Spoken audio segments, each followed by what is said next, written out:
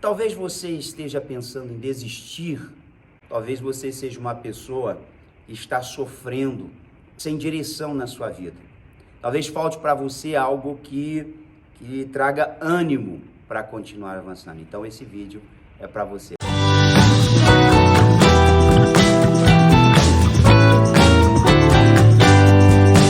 E aí pessoal, nós estamos aqui hoje com uma convidada muito especial, cantora Gabriela Gomes, uma bênção do Senhor, um coração extraordinário e com um testemunho muito forte, algo que vai trazer ânimo para você. Vai mostrar a você que vale a pena continuar lutando, vale a pena acreditar, porque olha, eu tenho uma frase que eu digo sempre: Deus tem e sempre terá o melhor preparado para a sua vida. Agora, não depende dele, ele tem isso preparado para você, mas depende de você. Eu espero que esse testemunho, Gabriela, possa verdadeiramente impactar estas pessoas. Amém. Prepará-las para esta mudança de vida que você está precisando, tá certo? Então preste atenção, fique até o final, porque eu acredito que no final você vai se sentir outra pessoa, preparada para enfrentar aí esse desafio que está se levantando sobre você. Gabriela, compartilha conosco aí aquilo que você compartilhou hoje, que foi tão lindo o que Deus fez através da sua vida. Sim, primeiro é um prazer estar aqui no canal, né, Pastor Roger. Estou morando em Portugal, mas atualmente vim aqui em Luxemburgo e estou muito feliz. E a minha história, né, ela começou lá em 1996. Eu cresci num lar cristão, né, de famílias enfim, meu pai é um grande cantor e ministro do evangelho. E como todo crente que nasce naquele ambiente de igreja, né, que cresce acostumado com a igreja. Mas aos meus 10 anos de idade eu tive depressão e síndrome de pânico, e foi um momento muito difícil da minha vida. E é aquilo, né? A gente acha que só porque a gente é crente, porque a gente nasceu num lar cristão, ou porque a gente está inserido no contexto de igreja, que a gente não passa por isso. E sim, a gente passa por isso. E eu costumo dizer que o que me ajudou, o que me salvou, claro, primeiramente foi a misericórdia do Senhor sobre a minha vida, mas foi quando eu abri a minha boca e eu comecei a dizer o que eu estava sentindo. O fato de eu externar que eu estava com pensamentos de morte, pensamentos suicidas, com pânico, isso me ajudou, isso me salvou, porque minha família começou a me rodear, começou a cuidar de mim, para que eu não ficasse sozinha. E dali começou um processo muito grande, né? Um processo de oração, um processo de terapia e remédios, né? Eu acredito muito nisso, eu acredito que a gente não pode olhar para a depressão e demonizar isso, sabe? A gente também tem que tratar na base da oração, na base espiritual, mas precisamos usar aquilo que Deus nos deu, né? Aquilo que o Senhor nos deu para fazer na terra. Então a gente precisa se movimentar, né? E eu era uma criança e fiz esse tratamento, isso me ajudou.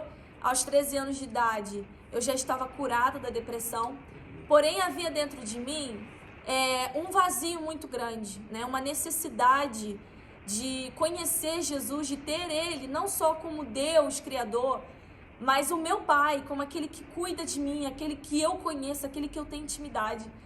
Eu cresci, pastor, numa realidade de sempre ouvir palavras de Deus sobre Deus usando pessoas para falar comigo. Uau. E eu cheguei a um momento que eu falei: Deus, eu não quero mais que o Senhor use pessoas para falar comigo, eu quero que o Senhor fale comigo. Uau, que lindo. E apesar de estar curada, né, fisicamente da depressão, o meu coração havia essa necessidade, esse vazio, né? E eu me lembro que aos meus 17 anos de idade, eu tive um relacionamento da minha adolescência, um namoro de um mês, e o Senhor falou pra mim que era pra eu terminar. A pessoa era incrível, uma pessoa muito boa, mas Deus falou: não é pra você, não é o tempo. Eu era nova, gente, também não tava na idade pra isso, não. E eu lembro que o término desse relacionamento mexeu muito com as minhas emoções, mexeu muito com a minha autoestima, porque eu já tinha uma autoestima baixa, já tinha todo esse problema de identidade dentro de mim, e eu me senti ainda pior. E eu lembro que eu comecei a orar a Deus, eu comecei a falar: Senhor, eu quero te conhecer. Se o Senhor é aquele Deus que falou comigo através de pessoas na minha infância, aquele Deus que eu vejo pessoas adorando, aquele Deus que eu adoro, eu quero que o Senhor pessoalmente se revele a mim. E aí, pastor, foi quando eu lembro que eu estava com 17 para 18 anos, e eu comecei a orar a Deus, e eu chegava da escola, eu ia pro quarto e eu orava, Deus, por favor, se revela, se revela. E eu lembro que eu pedi a Deus um presente de aniversário. E meu aniversário é dia 2 de dezembro, e quando foi no dia 1º de dezembro, que foi até num domingo, eu fui na igreja e tudo mais, e cheguei em casa, e eu conversei com a minha mãe, depois eu entrei no meu quarto, e Deus falou comigo em Hebreus 11. Uau! Que Deus falou assim, pela fé, porque eu falei, Senhor, por que o Senhor me escolheu? Qual o propósito? Qual é o nosso propósito? Deus falou assim, filha, pela fé, Abraão, sabe, foi aceito, tantos homens de Deus foram aprovados por Deus. E eu lembro que naquela noite eu recebi aquela palavra, fui dormir. Quando eu fui dormir eu não consegui, eu comecei a falar em línguas e o Espírito Santo começou a me visitar. E eu lembro que eu me vi no chão do meu quarto. E eu senti como se literalmente o leão da tribo de Judá entrasse no meu quarto. Que lindo. E naquele dia eu sei que eu nunca mais fui a mesma pessoa. Foi na véspera do meu aniversário de 18 anos. E foi quando eu realmente entendi. Sabe quando Moisés ele fala, Deus, eu quero te ver. E ele vê, e o Senhor fala, olha, fica aí, mas eu vou passar, né? E eu senti assim, sabe, quando o Senhor passando, sabe, e tudo na minha história sendo ressignificado. Uau. Toda a minha história sendo ressignificada. E ali eu encontrei não só a razão de viver, não só ali iniciou um ministério, iniciou um projeto de Deus, mas ali eu entendi a minha existência. Ali eu entendi o meu propósito como ser humano, como criatura, que é conhecer o meu Criador, né? E nesse conhecimento de Deus, eu entrei num processo de transformação, de cura interior, e que ela continua, né? Hoje eu creio que o Senhor me curou, literalmente, eu creio que eu sou filha, eu creio que o espírito de orfandade que estava sobre mim, ele foi embora, porque eu compreendi que o meu Criador é o meu Pai. Uau. E também aquela passagem de Isaías que fala assim, eu, o Senhor, o teu Criador, sou o teu marido. Uau. Então, eu entendi a plenitude de Deus sobre mim. E então, assim, essa é uma palavra para você, né? Um testemunho, né, pastor? Algo importante que nós estamos aqui ouvindo nesta hora, e nós entendemos que o processo passa pela fé.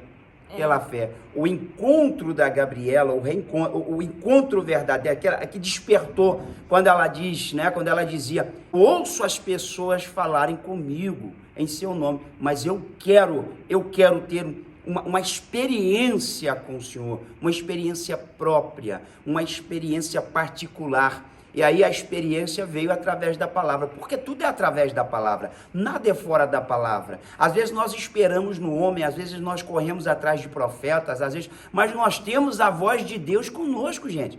É a palavra. Deus leva a serva dele em Hebreus 11. E o que diz lá? Pela fé. O processo passa pela fé. Nada acontece. Sabe por quê? Porque Hebreus 11:6 vai dizer que sem fé é impossível agradar a Deus. Você pode dizer que ama a Deus. Você pode dizer que teme a Deus. Você pode dizer que acredita em Deus. Mas se você não tiver fé, você não agrada. Ok? A fé é a única coisa que tem o poder de agradar a Deus. Tá certo? Você pode amar, mas você ama porque você acredita, porque você tem fé. Então, o processo é a fé. O que leva a serva do Senhor a esse escape, não é? A este reencontro. Eu ouvi a sua história, enquanto você contava a sua história, que não está muito linkado, né? Mas assim, é uma coisa de paternidade. Eu lembrei-me do filho pródigo, que não é o seu caso, mas eu me lembro do posicionamento do filho pródigo, dizendo, eu vou voltar para a casa do meu pai. E eu lembro, é o encontro. Porque, às vezes, a falta de uma referência, de um pai, certo? Nas nossas vidas, gera um vazio enorme. E Deus é esse pai. Quando Jesus conta aquela parábola, ele exemplifica isso. Ele diz, Deus, o vosso pai, apesar de tudo, está de braços abertos à sua espera. Amém. E sabe o que eu creio também, pastor? O senhor falou da história do filho pródigo. E se você parar para olhar a história do filho pródigo, você vê que o filho que está dentro de casa, ele é mais órfão do que o que saiu. Muito mais. Por quê? Porque o filho, mesmo em casa, ele não entendeu. Ele não conhecia o pai dele. Então, estar na casa de Deus, estar ali na presença, não significa que você é filho, que você se sente filho. Por quê? Porque o que vai te tornar filho é o conhecimento do pai. É o conhecimento do pai. Mas aquele filho pródigo que saiu, que abriu mão lá no chiqueiro, lá no fundo do poço, ele falou, eu conheço meu pai. E eu sei que o meu pai, ainda que o seu... mesmo como um servo, ele pode até me tratar, mas ele não vai me abandonar. Eu conheço meu pai. Mas o irmão, o cara que estava lá dentro, vivendo, né, com o pai ali, com comunhão com o pai, ele olhava para o pai e não compreendia a identidade, né? Ele estava envolvido, né?